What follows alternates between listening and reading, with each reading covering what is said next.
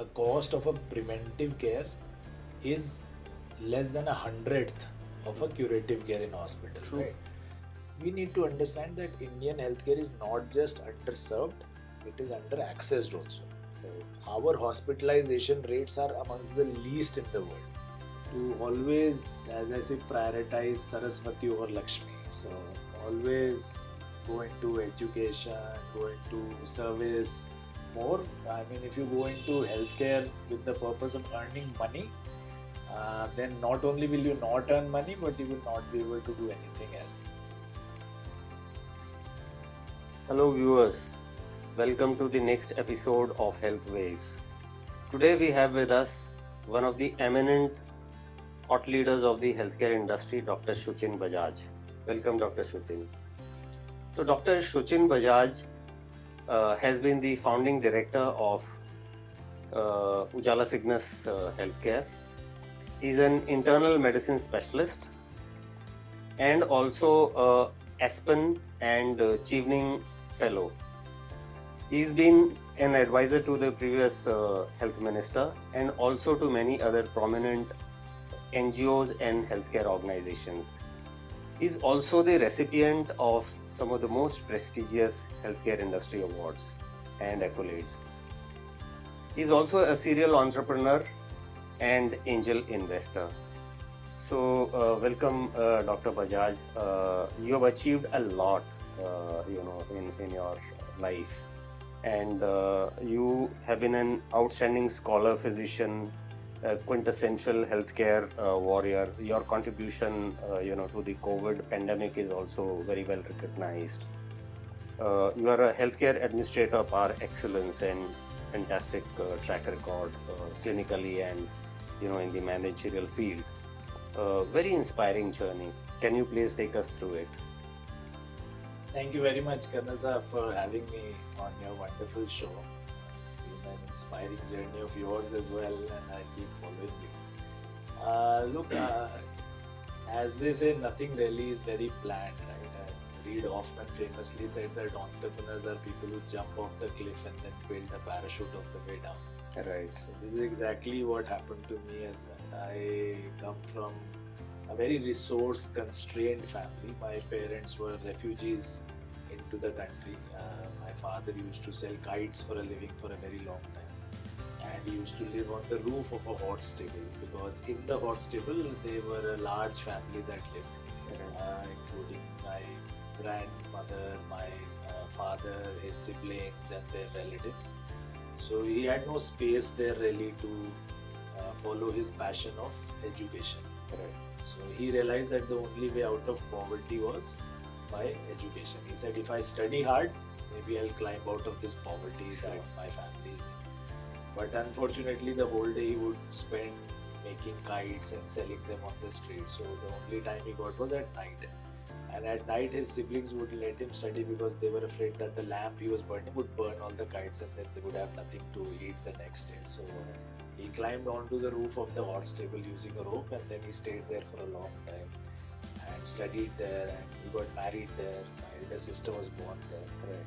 So he always used to tell me that if you want a roof on your head instead of under your feet, you have to study very hard. True, absolutely. So this is how all of us studied very hard, and luckily we got into government medical colleges. And government medical colleges are very, very good in the sense that the fees that they charge you is extremely low if you are lucky Yes. enough to get into them Very right. through that very competitive exam. So more than 25 lakh people appear for that exam every year. So luckily I got in and studied hard. And I remember my annual fees used to be about 415 rupees or something at that time. So completed my MD in internal medicine, came to Delhi, joined a super speciality in gastroenterology, as we call it.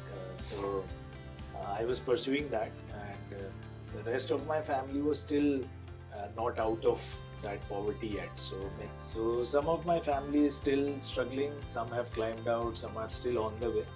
So I used to get a call from a lot of them. They usually live around Delhi in small towns and villages. Right. So when I came back to Delhi, I used to get calls from them that somebody is very sick, somebody has had an accident, had a head injury, somebody's had a heart attack.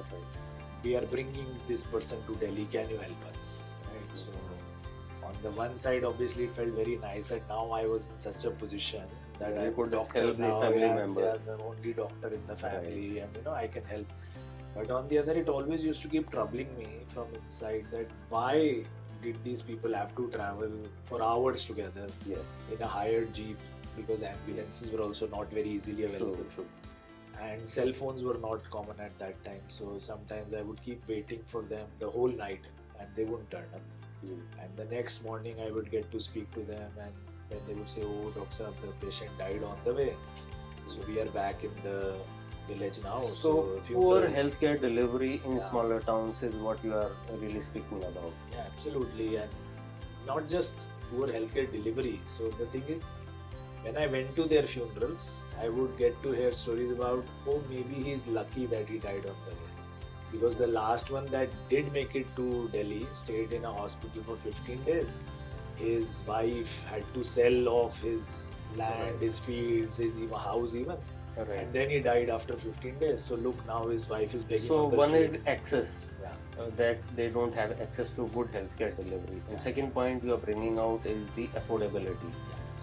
So due to the lack of these hospitals, there are two types of bad outcomes. One is the poor physical outcome, that you die or you have a morbidity or you have an amputation or whatever, your quality of life is reduced. And second is the poor financial outcome. Even if you do survive, you sell off all your assets and then your entire family goes into bankruptcy. So like 6 crore people in India slip below the poverty line every year.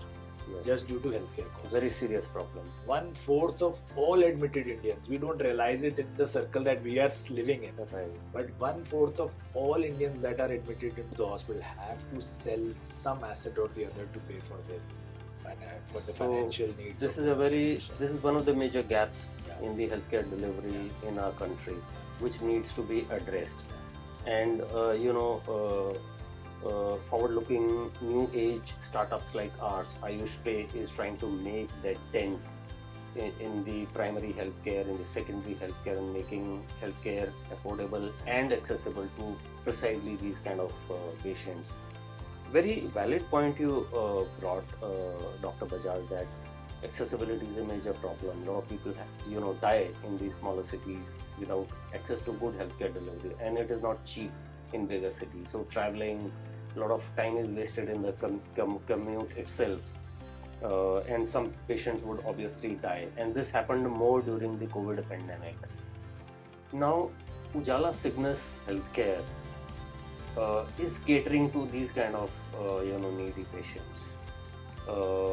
It's very inspiring, some of the hospital groups really catering to tier 2-3 cities where the healthcare need is actually more, because the healthcare ecosystem is skewed towards the bigger cities currently. So what is your vision and what is the overall business strategy to bring affordable healthcare delivery to the masses at their doorstep? So since you brought up the various organizations that are trying to address this need, and you talked about AyushPay also, and your health card I think is quite a revolutionary product, and I have heard a lot of good things about it and know it is selling like hotcakes. So these are the things that we also work towards, that making healthcare affordable, making healthcare accessible. But more than just that, we need to and are looking to address all the A's of healthcare. So it's not just affordable and accessible, it has to be accountable also. It has to be accredited also, right? So each and every A has to be addressed. So what we do is we have a very asset-light model first. See, the thing is that I've been attending medical conferences, and you have also been for the last 15 years. Sure. And at every medical conference, what we hear is the future is in tier 2, tier 3 towns. Future is tier 2, tier 3. We should all go there. Metropolitan cities are already overserved. We have a glut of beds there. But nobody actually goes there, right? Why don't they go there? Why have the big chains tried to go there and come back very badly burnt? Is that it's not in their DNA to offer the services that are actually needed. See, if a big city hospital goes and sets up a hospital, they will need 1 to 2 crores per bed to set it up. There will never be enough returns on capital for that kind of a model in a tier 2 town. Absolutely. So we do it at 10% of the cost. Our average cost of setting up a similar NABH accredited hospital that has outcomes at least at par, if not better, than the big city hospitals, offers all kinds of services like cardiology, cardiac surgery, intensive care, joint replacements, gastroenterology, endocrinology, everything, each and everything that a big city hospital would offer. We are offering the same services, same qualified doctors. We have doctors from AIMS, from BHU, from all the top medical schools of India. But our setup cost is only 10%. That is why we can afford to offer services to the community at about only 20% of what a big city hospital costs. Very impressive. You know all the listed hospitals, you know their financials. An average RPOB, as we track it, the average revenue per operational bed, is about 50 to 60,000 in a listed hospital chain, which is publicly available. All of us can see it. For offering the same kinds of services, same quality accreditation, which is the highest in India, same outcomes, we do it. Our RPOB for our 21 hospitals is only 12,500. Wow. So that's less than 20% of what the big city hospitals are. So we are a very affordable chain. Plus, as I told you, the organization was formed due to some personal stories, due to very close family and friends not being able to make it, dying on the way, and giving me an emotional baggage. And that is the reason I dropped out of my super specialized studies. I dropped out to start this madness, as I call it. And I told you my father was very strict about education. He said only way out is education, you have to study hard. So obviously he was not happy at all, and he said you are completely mad. If you're dropping out of such a course, people pay crores and crores of rupees to get a seat like this. You got it for free, that is why you don't appreciate it. So the day he was alive, he never visited even one of our hospitals. He said if you've left education to do anything, it's not the right thing to do. So even then, at the cost of all this, if we have done something, it is due to some personal story. So our ethos remains unchanged, that we will not turn back any patient due to financial reasons. Fantastic. So we will treat each and every person that comes in, because our ethos, the organization was started due to this reason that we need to save lives. It was not started to earn money. I could have earned a lot more money if I had stayed and become a gastroenterologist. And your father would be very proud of what you have built and the millions of lives that you've been able to touch, post your starting of this fantastic asset-light model. So that brings me to the next point. Obviously, the sustainability of the hospital. You said you are asset-light. We need many more such asset-light models to really cater to the last mile healthcare delivery at cost. And you added another dimension, accountability. Absolutely. So we have to also track the other KPIs for treatment outcomes especially. So COVID pandemic, we have seen that a lot of hospitals suffered at least in the first wave financially, and as per the statistics available, just about 19 days of working capital on an average is available in the hospitals across the country. So a lot of them suffered, and so also the insurance companies, because of the such a huge load of patients who suffered from the COVID pandemic. So what changed really post COVID pandemic? How have the hospital industry at large been able to survive? What are the emerging dynamics in ensuring profitability in the healthcare facilities while extending quality care to the patients at affordable costs? Because you are actually at the forefront of this, battle in tier 2 cities and rural areas. So I think a multitude of questions. To answer them, I think first we need to understand what is the true dynamics of healthcare in India. We always keep talking about this whole model of deficiencies, right? We always keep saying that we don't have enough beds, we don't have enough doctors, we don't have enough nurses. Right. All of that is the standard thing that all of us talk about when we are talking about Indian healthcare. Sure. This whole model is built on a story of deficiencies, that these are the deficiencies. Right. But then on the other side, as we were discussing before and you had also pointed out, is what is the reason that the best of the best hospital chains are running at 70% occupancy levels? Right. Patients are being sold like cattle across hospitals for surgeries, That's the sad part. procedures. So what is the reason? If there is such a deficiency of hospitals and doctors, we should all be bursting at the seams, right? We need to understand that Indian healthcare is not just underserved, it is under-accessed also. Our hospitalization rates are amongst the least in the world. Our surgical rates are also amongst the least in the world. So the Lancet Commission for Surgery says that an LMIC country like ours, India, should have about 5,000 surgeries per 100,000 population per year. Right. This number can be as high as 23,000 in countries where out of pocket is very low and awareness is very high, like the Scandinavian countries. Even Brazil has about 4,000. But if you see the number of surgeries that were done in India last year were only about 2 crores. Right? So that's only 1,500 per 100,000 population. Where are the other 3,500 people? They don't even know that they need a surgery. So we go village to village every day. Across all our 21 hospitals, we hold Sehat Chopals in villages. So our team goes there, we see the patients, almost 100, 200 of them gather around, we talk to them, we examine them, and we see stories like this every day that, oh, she is old, so she cannot see, she is bedridden, it's acceptable. So preventive health or primary health care is what is really the missing piece here. Yeah, I mean, the A's that I was speaking about, they start from very, very early, right? First A is the awareness. They are not even aware that they have a disease. Uterine prolapse. I mean, that is why we have the most Guinness Book of World Records coming out of India, right? You see all those wonderful photos where a doctor is standing with a girl with a 20 kilo tumor out that, we've removed this 20 kilo tumor, there's a Guinness Book of World Record. That poor girl should have had the surgery 10 years ago, when the tumor was 200 grams. She should have been detected. She was not even aware. With a 20 kilo tumor, she was roaming around, not even aware that she had a disease. Joint replacement is something that all of us in India, due to our habits of squatting and sitting cross-legged, our average age of osteoarthritis of the knee is amongst the lowest in the world. We develop that very quickly.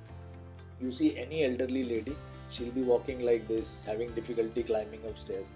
She's not even aware that she needs a joint replacement, right? She's just like, this is old age. We have the highest number of preventable blind people in the world. Why? Because we are not even aware that there is an issue like cataract which can be treated in a 2-minute surgery. So education or awareness needs to be increased. First is awareness. Second is acceptance. Even if we are aware, we will go and educate them that you have a cataract, you need surgery. You have a knee joint osteoarthritis, you need a joint replacement surgery. Will they accept it? It's not so easy.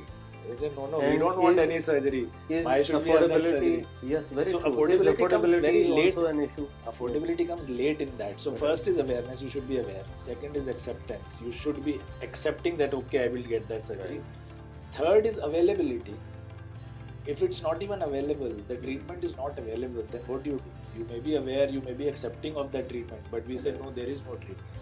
If it is available, and I say, no, it is available only in Chennai, like in the 80s when I was a young student, or in the 90s when I was in medical school, if you had a heart attack in Delhi, the only way you could get an angioplasty was fly to Chennai Apollo or go to the US. No other angioplasty, right? Only thrombolysis. So if I say it is not accessible, it's in Chennai, or you have to fly to the east coast of US, who will get that treatment? After all these 4 A's, awareness, acceptance, availability, accessibility, does come affordability. And then come all those accreditation and accountability that I was speaking. So in the Sehat Chopals, we see there is no awareness also. So the surgical rates are very low, the hospitalization rates are low because of all these A's. That is why the usage of hospital beds and doctors is also low. Why do these online companies run so well. Only the young doctors take those subscriptions, no? Sure. Which say that we will promote you as a doctor. Right. Why do the qualified doctors need to take those services if we are such short of doctors? One is obviously that 80% of doctors are serving only 20% of the population. They're in the big cities. Pareto's principle. Yeah, but the rest is, of course, also that people are not really aware and not availing of those services. So this is fantastic work. My compliments and more powers to you people. I mean, you have so many hospitals catering to lakhs of people. I think we need many more such hospital, groups across the country which can increase the awareness among people and then, ensure primary healthcare or preventive medicine so that major ailments can be detected and right surgical or medical intervention or lifestyle interventions can be carried out in time. So post-pandemic, the technology also emerged as a major enabler in providing healthcare delivery, especially to the last mile. Telemedicine, telehealth, wearables. Hospitals were bursting at seams. There were no beds available. We have around 2 million beds across the country. Need is for 5 million. But if a pandemic of this scale strikes the country again, we might not be prepared. So how can we leverage technology really? And then there is a hype cycle also. Sometimes we talk a lot about a particular technology and it's not really living up to that hype in terms of adaptation or execution, where it is needed. So there are any number of technologies which came and went through the hype cycle and they never really made the kind of difference which we were talking about. But there are a lot of affordable technologies available now, and I think we are slowly realizing the importance of the technology infusion even in the smaller hospitals. We are talking about smart hospitals. We are talking about the lot of software related interventions, home healthcare, 3D printing, artificial intelligence, whole lot of things which are there in the market. Some of them are very, very affordable. They might have an impact on the profitability as well, and definitely on the outcomes and improving the internal efficiencies in the healthcare systems. How do you view the future of these technologies in India? What are those technology, affordable, inexpensive, which you might be using in your hospital, which, improve the outcomes, overall patient experience, but also improving the affordability and bringing in internal efficiencies? So I come from a time when I had to sometimes, when the first hospital had just opened and I was also clinically in charge of that hospital. So I would sometimes travel for half an hour at 2 a.m. Because a patient of chest pain had come in and nobody could really understand what the ECG was. And they would wake me up at 2 a.m. saying the patient is here, and I would go at 2:30 in the morning and reach there and see it's a normal ECG, so don't need to worry. That was the time when transmitting even such small pictures to another was a very difficult thing. Even mobile phones were difficult, smartphones were unheard of. So I've come from that time, so I'm the person who truly appreciates what technology is and how easy it has made our lives. People keep cribbing about how we are slaves to cell phones and how technology has ruined everything, ruined the future generation, but I truly see how easy it has made our lives. Been. So we use a large gamut of technological services because of various reasons. One is because I myself have been the recipient of a very generous community of investors, both angels and private equity, who helped me in my journey. As I said, I had no money to start off with, and it was a very it was journey that was quite accidental in its nature. So we did a lot of money to support. We need many more such accidents, incidentally.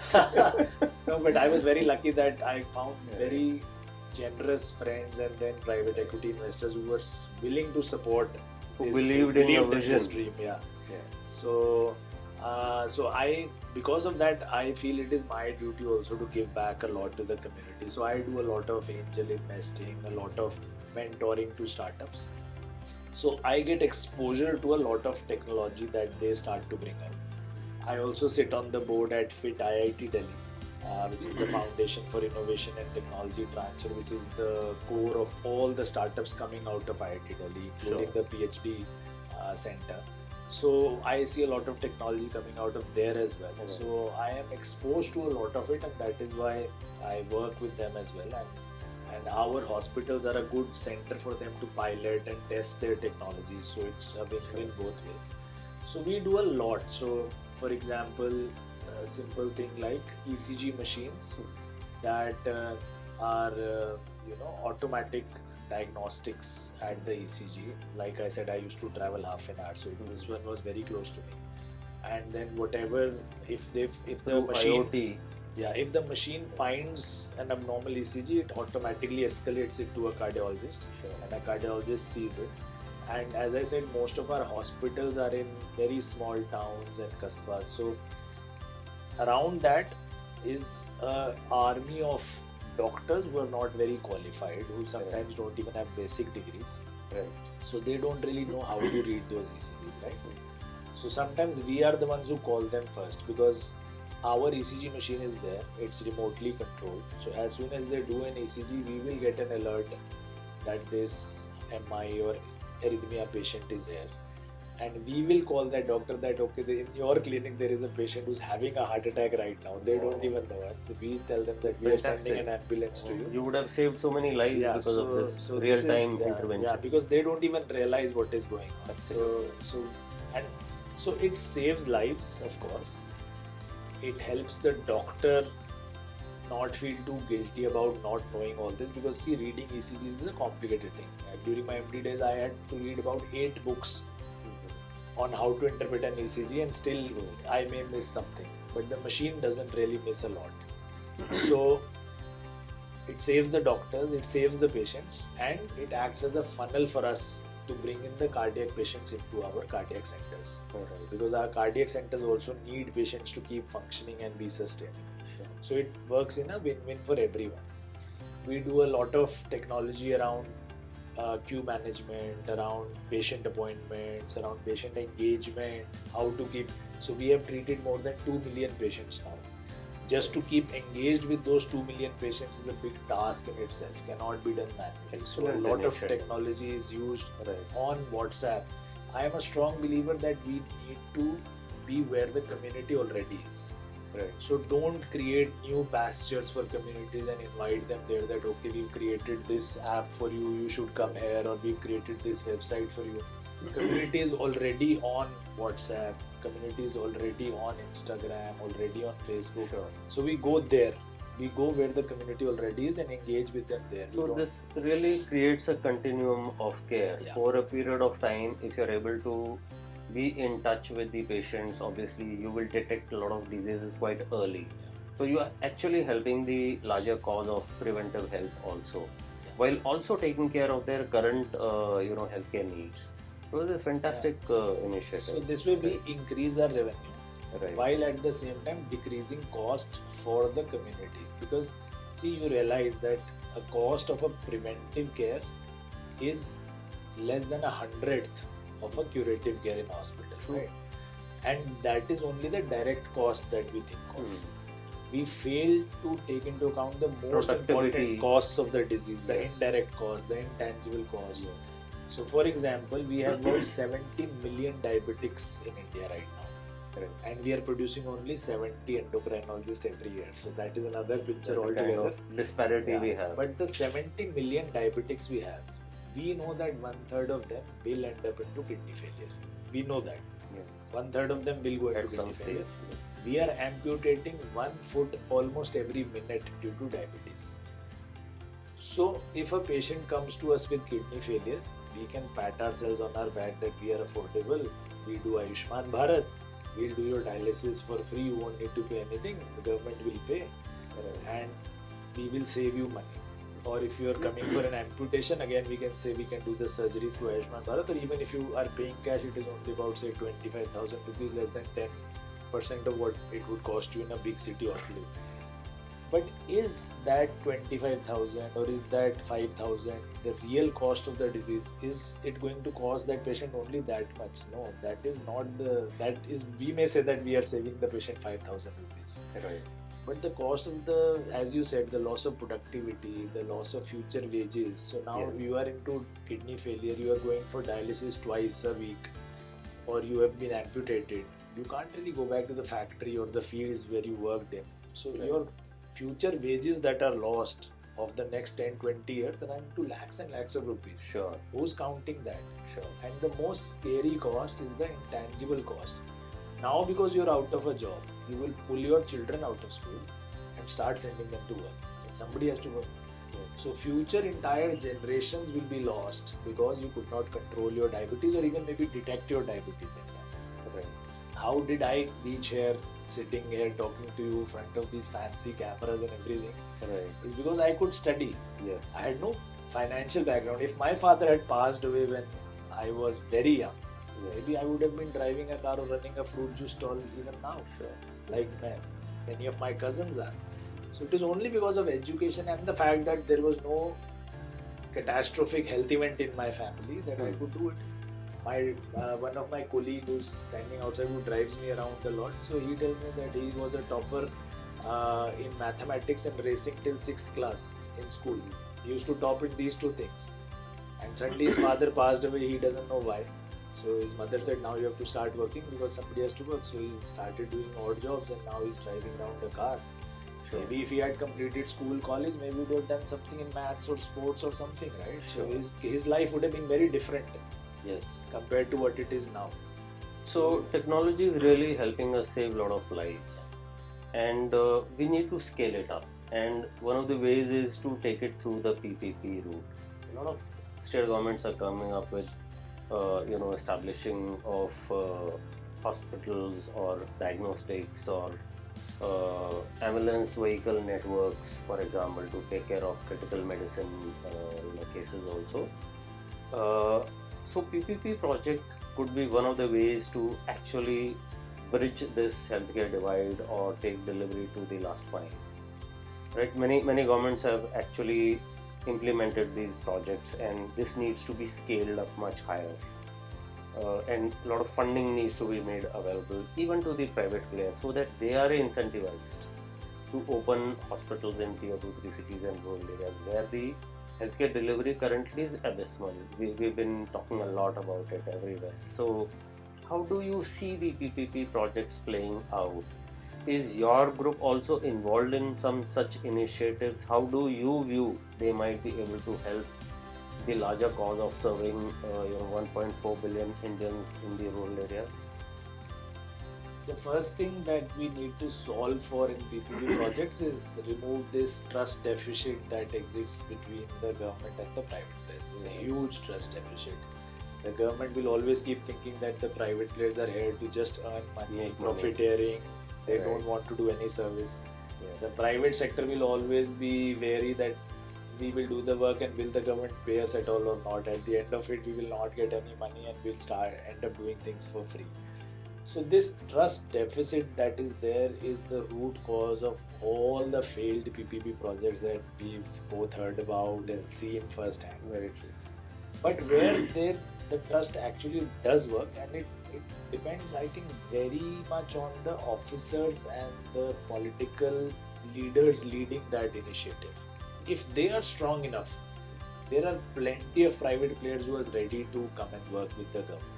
So you just need the willingness of the IAS officer sitting there and the political leader who's working with you. Correct. If they both are absolutely sure that this thing has to be done, then private sector will come forward for sure.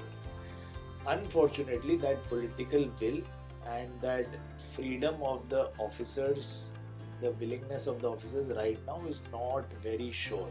Even if somebody does it, as soon as their tenure ends and some new officer comes in or a new government comes in, there will be policy changes. So the Right. stability of policy, Right. the assuredness that it will stay for a long term is Absolutely. right now in the political climate of India is not there. So unfortunately, we haven't seen too many successful PPP projects. There are obviously some examples, like in the Haryana, we have the cardiac cath lab project, which is doing very well. In Uttarakhand, we have the 108 ambulance doing very well. But see, the some government states have diagnostics also, like Rajasthan government, MP.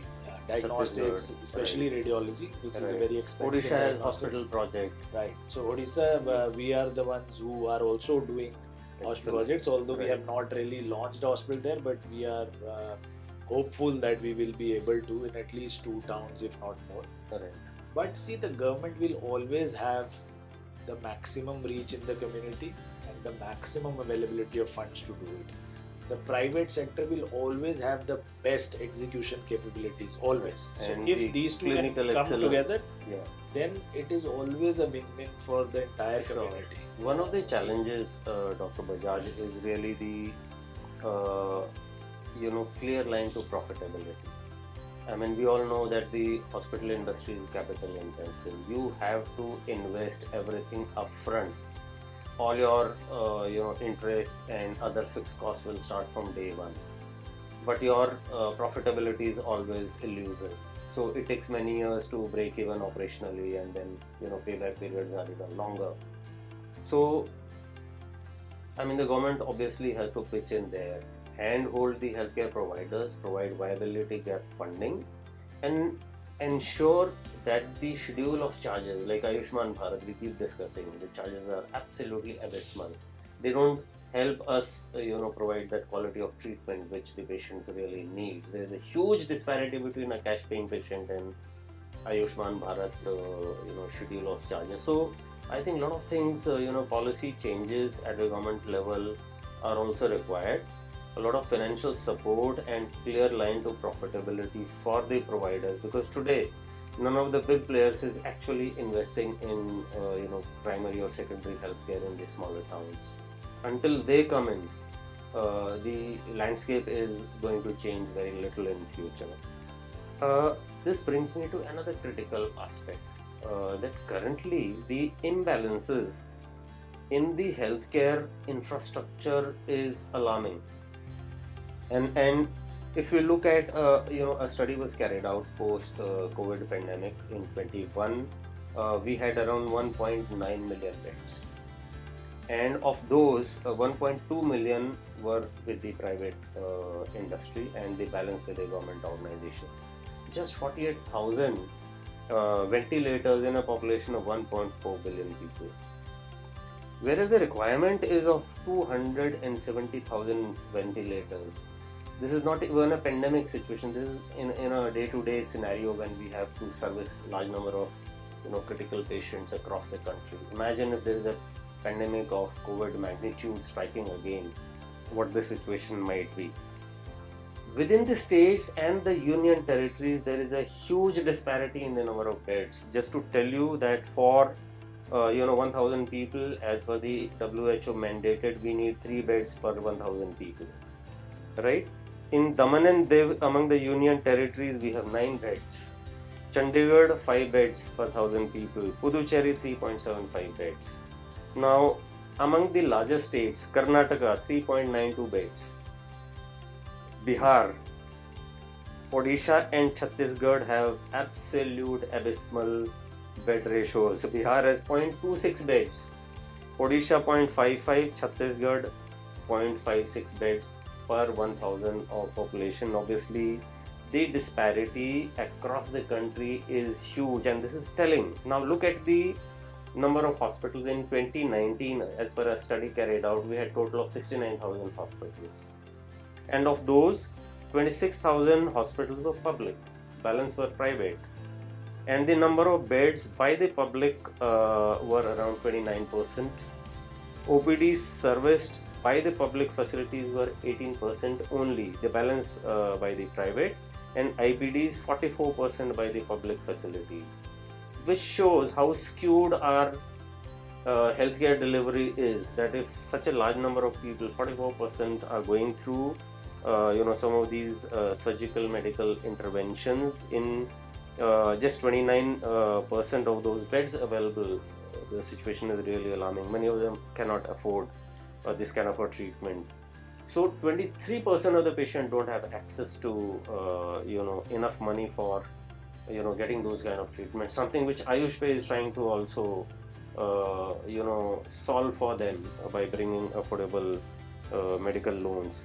63% don't have access to these treatment, and huge out of pocket, almost 48-49% is out of pocket, one of the highest in the country. I think second only to sub-Saharan Africa, where the problem is more acute. So my question is, how do we sort out this imbalance?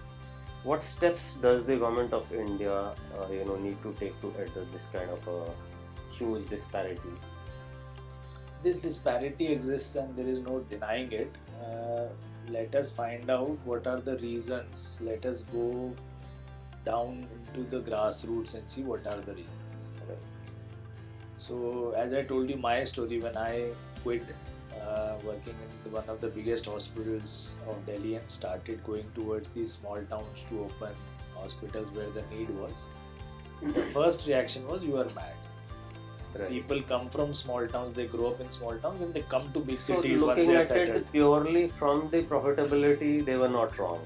But looking at your personal motivation, that served as an inspiration, to serve people in these smaller cities. So why can't we make this emotion mainstream? Yes. Why is it only my job to do this? It should be every Very true. doctor's job. Yes. And why can't we make it profitable? Right? So the thinking even now is, you grow up in a small town, you do your school there, you go to a slightly bigger city, do your medical college there, and then you come and settle down in a cosmopolitan city and earn your money here. Right. That is the thinking, that is the natural progression. Each and every doctor, each and every nurse wants to do this. How can we take them back to where the real need is? How can we ensure they see that there is a large need there? There is a much higher career prospect there. First of all is, of course, overall urbanization.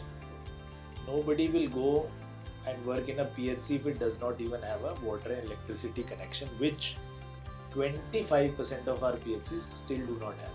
They do not even have a water and electricity connection, let alone having a doctor sit there. And we should not expect a doctor to sit there. So the government is living in a fool's paradise if it thinks that a doctor is posted in a PHC which does not have electricity and doctor will go and sit there. What will that doctor do? What will she do there sitting? So first of all is an overall level of urbanization. A doctor has reached where she has reached due to education. So they need, first of all, good schools where they are now posted, because they want their children also to be educated well and become some good citizens. Second, of course, you need some sort of entertainment to unwind after work. Their spouses also need some kind of relaxation. Right.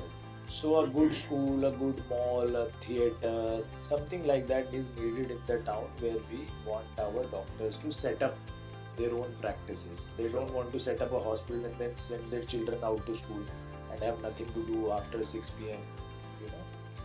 So some sort of urbanization is needed. Second, the government needs to incentivize these doctors to come out of the big cities. So some kinds of tax breaks, some kinds of incentives for them to set up their hospitals, some kinds of upfront grants, or at least, as I pointed out in an earlier question, that most of the hospitals are still underutilized. At least some sort of guarantee. That's the minimum the government should do, that if you build a 100-bed hospital, Right. we'll ensure that we'll fill up 40 of them.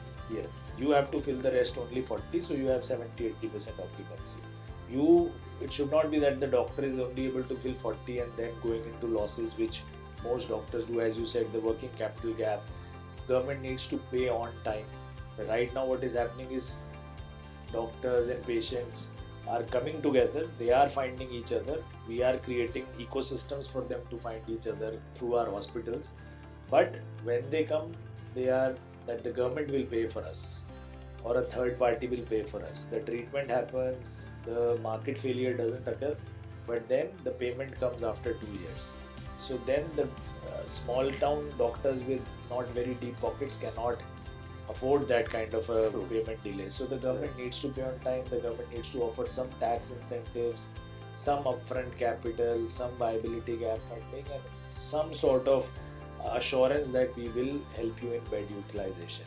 Right. If these kinds of things can be offered and publicized widely, there is no reason that the doctors will not go to small towns and work. In Delhi, it is so difficult to work. Your commute within Delhi is more than an hour, which you can actually cross 3 districts in Haryana in that time, right? Absolutely. And the pollution level here is so high. No doctor wants their small kids living in this kind of an air. One of the challenges which you brought out is education, because I've been running, hospitals in tier 2, 3 cities, and one of the major challenges that I faced was hiring the clinical, staff, doctors or technologists, moving to smaller cities who have children who need to go to good schools.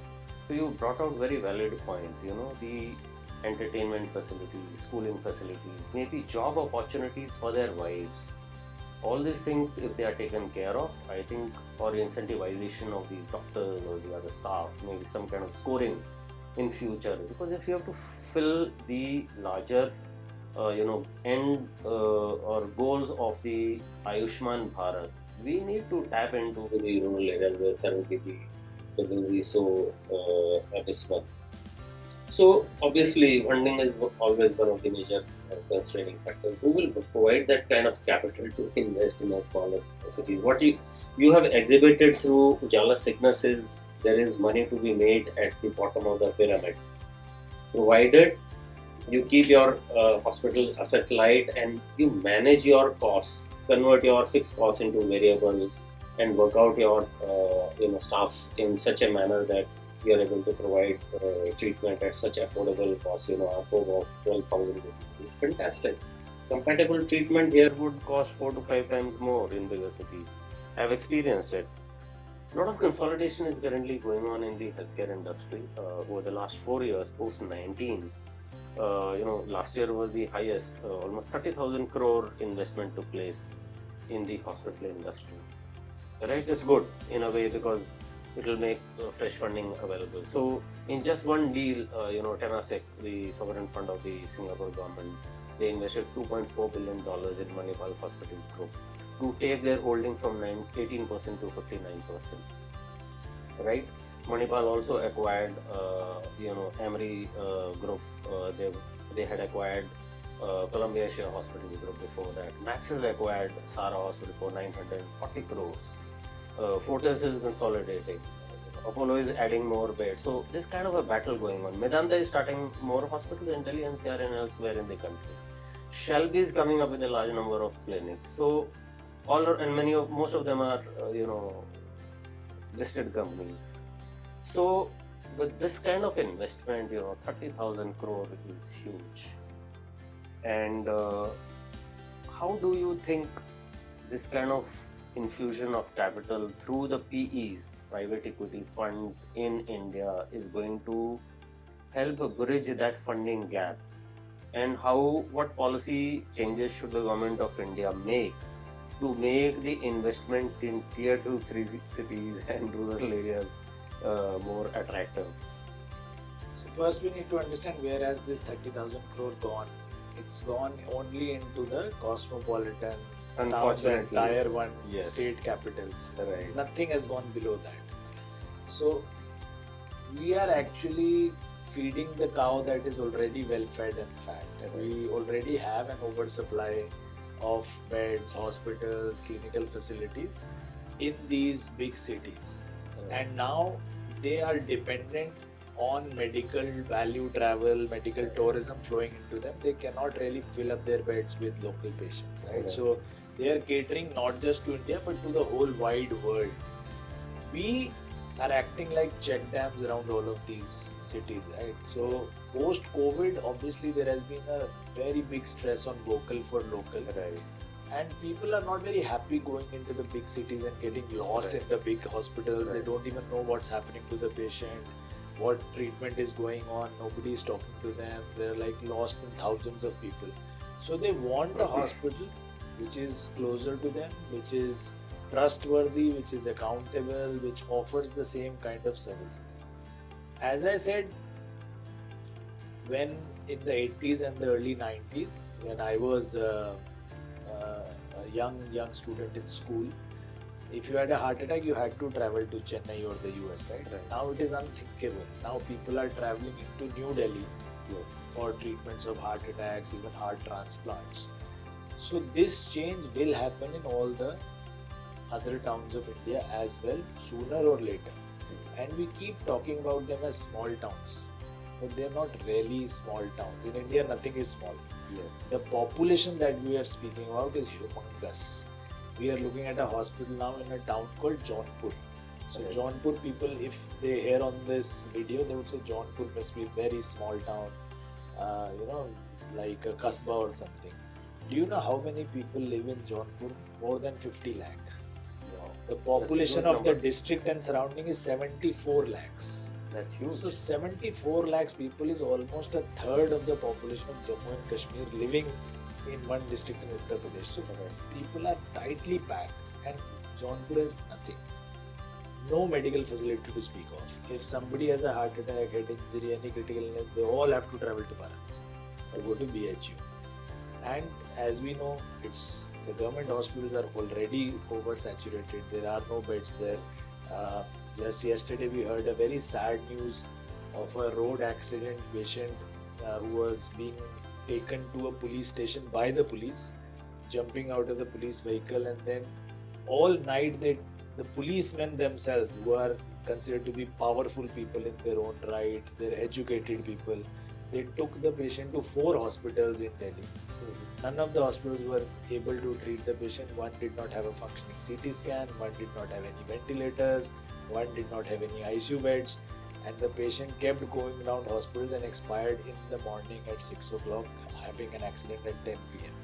So these kinds of things are totally unacceptable in my place, right? In my heart, if we are sending a patient hospital to hospital all night and then finally the patient dies in the morning, it is inexcusable, unforgivable.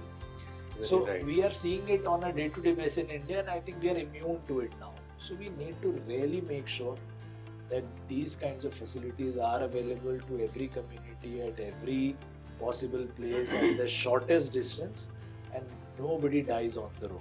If a person is dying on the road in the capital of India, just imagine what is going on outside.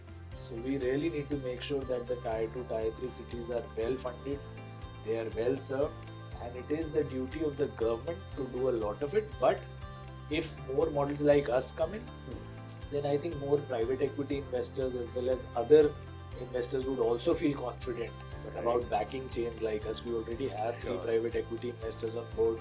We are already talking to a larger private equity investor to come in and help us expand even further to more communities.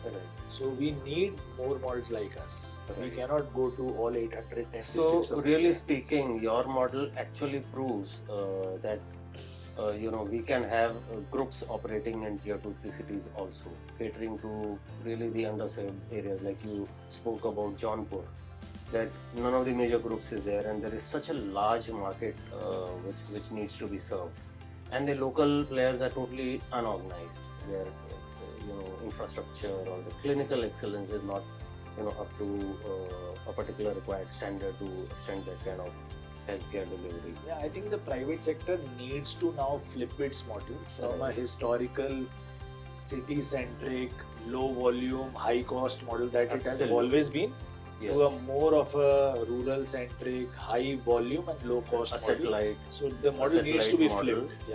Which can become profitable. Maybe with some help from the government. A low-cost, high-volume model would be profitable even at the low prices being offered by government insurance. Because of the volumes. Because of the volumes. Right. You briefly mentioned about the medical value travel. This is one of the promising industries. In 2019 we had close to 7 lakh visitors to the country, and the size of the industry was expected to be around $13 billion by 2026.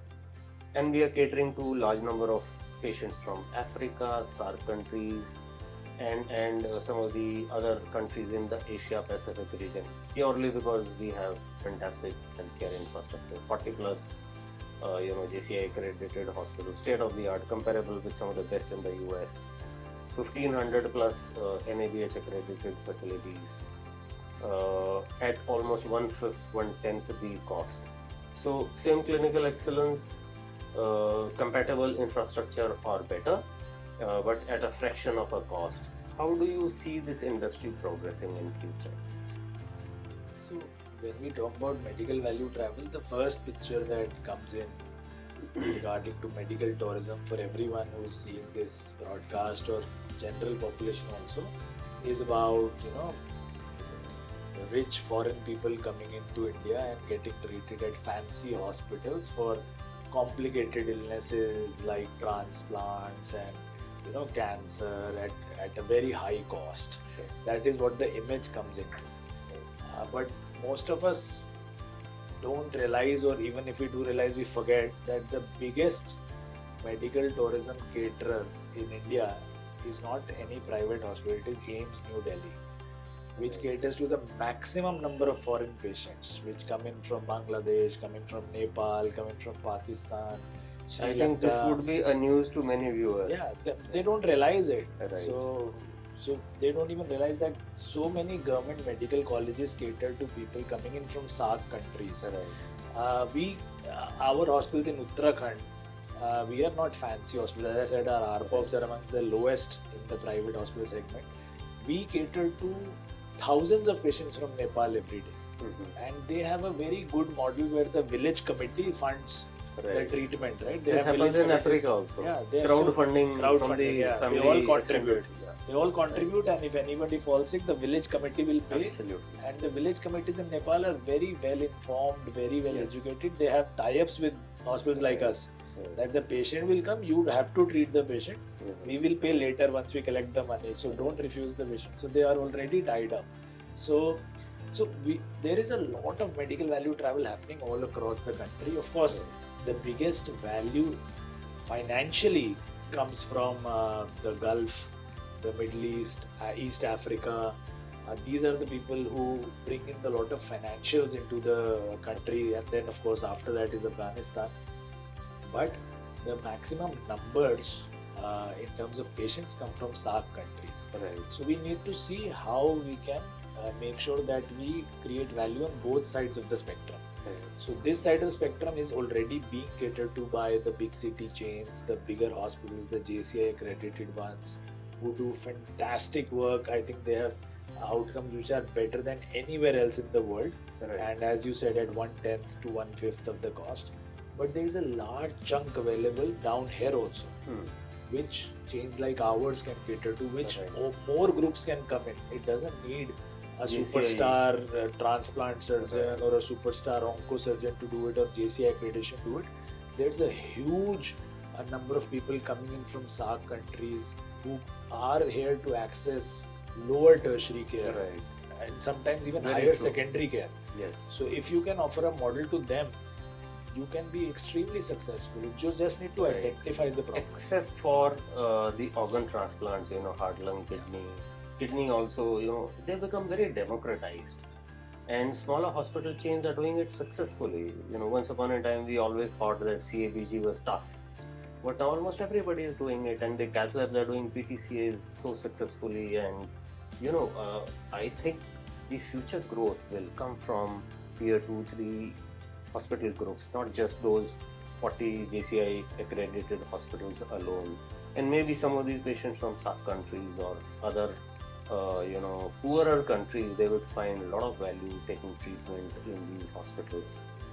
One of the drivers, for growth in India, we are the third largest startup ecosystem in the world, right? And a lot of new startups are coming up every day. Healthcare industries, wherein we have e-pharmacy, e-clinics, satellite hospitals, and so many other disruptions taking place. We are one of those, startups which are operating in where there is actually the need for the patients. How do you see these startups playing out? What is the future? How these startups, along with technology and taking help of the existing infrastructure and clinical excellence, benefit larger number of patients in future? See, I am a firm believer, as I said earlier, also in technology, and I believe that solution to all problems has to come through technology. Startups are playing a large role in that. If they can find a problem that they need to solve, and they're able to solve it well, and they're able to solve it profitably, I think that is something that is a recipe for great success. Unfortunately, in India, in the medical field right now, especially in the healthcare startups, we haven't seen extraordinary success anywhere. We have had some middling successes. We've seen some spectacular failures. Yes. But nothing has come out that has been a huge spectacular success which has been celebrated, unlike in the other fields, especially in the fintech field where we are the leaders. Yes. And we've created UPIs some amazing and Paytm and so we've created amazing companies there. Unfortunately, we still are lacking that in the healthcare field. I feel we are at the cusp of it. Something breakthrough will come out very quickly, and I'm really hopeful. As I said, I keep working with a lot of technological startups, young people who come in, young founders, very ambitious, hardworking, very go-getters. But right now, we really need to understand what is that one secret sauce that is lacking that we are not able to put in. And the person who comes in and identifies that, I think we'll have a great breakthrough coming out. But people like you who are solving for affordability, some people are solving for accessibility, somebody who can mix all the A's from awareness to accountability. Somebody who can hold the whole piece together and make sure that we are addressing for quality, trust. Somebody who can build that ecosystem and make sure that the trust deficit that is there we are now. Precisely one of those companies which is handling 360 degree, destined for great success then. Yeah, thank you so much. I wish you all the best. So that's really fantastic. Obviously the contribution of these startups will be very critical to success. We have Ayushman Bharat, we have Digital India, we have Aadhaar cards now being issued. Almost 12 crore Aadhaar cards have been issued, and this is really after I think Aadhaar card, this Aadhaar card, and through interoperability in future will really change the entire dynamic of patient care across the country. I showed you I have my identity on my watch here. Right. Okay. My identity. Yeah. That's wonderful. Imagine everybody having, I was one of the first ones to enroll, so I have my identity. So your Aadhaar card is there. It's on my watch. I can show. Can you just tell us how does it work? So, see, this is, if you can focus on it. So this is my identity. This is my number, which is too long to remember. But you can create a personalized one, like an email ID. So mine is S Bajaj at NDHM. One of the easiest ones because I was one of the earliest ones to enroll. So if you have this identity and the password around it, you can access all my medical records, everything. So I can give it to is on EMR, EHR. If it is, so if my record is on, if I upload it, if my doctor uploads it, so it will be on the portal. And if you have my user ID and my password, you can access all my records from birth to death. And then I don't need to carry anything, lug my files around. If I have an accident or a heart attack on the road, nobody needs to find out what was his record, was he taking any treatment earlier. So they just log in and see everything that I've been through.